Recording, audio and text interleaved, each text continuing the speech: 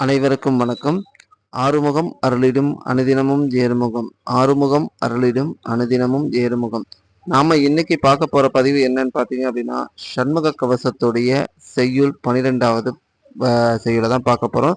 அதற்கான விளக்கத்தையும் நம்ம இதில் தான் பார்க்க போறோம். வாங்க வீடியோ. ஸ்ரீமத் பாம்பன் சுவாமிகள் அவர்கள் அருளிய சண்முக கவசத்துடைய ஒவ்வொரு செய்யுளும் நாம பார்த்துட்டு வரோம். இன்னைக்கு நாம பார்க்க போறது 12வது செய்யுளை தான் நாம இன்னைக்கு பார்க்க போறோம்.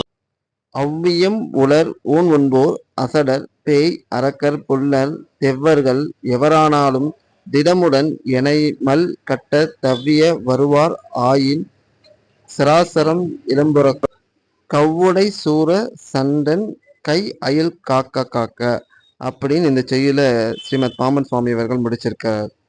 மீண்டும் ஒருமுறை பார்ப்போம். அவ்வியம் உலர் ஊன் உண்போர் அசடர் பேய் அரக்கர் புல்லர் தெவ்வர்கள் எவரானாலும் திடமுடன் எனைமல் கட்ட தவ்விய வருவார் ஆயின் சராசரம் இளாம்புருக்கும் கவ்விடை சூரசண்டன் கை அயில் காக்க காக்க. நாம் இப்ப அதோடைய விளக்கத்தை பார்ப்போம்.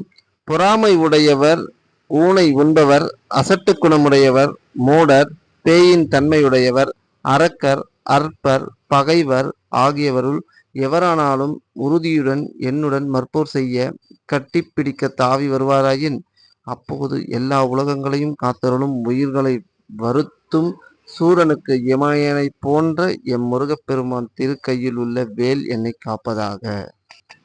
விளக்கத்தை மீண்டும் பார்ப்போம்.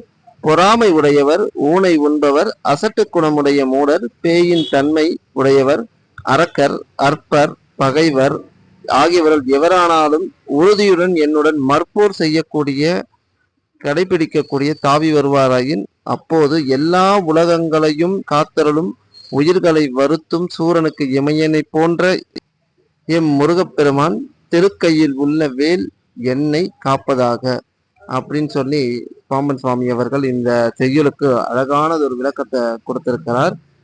மீண்டும் வேறொரு செய்யுளில் உங்களை சந்திக்கிறேன். நன்றி, வணக்கம். ஆறுமுகம் அருளிடும் அனுதினமும் ஏறுமுகம். ஆறுமுகம் அருளிடும் அனுதினமும் ஏறுமுகம்.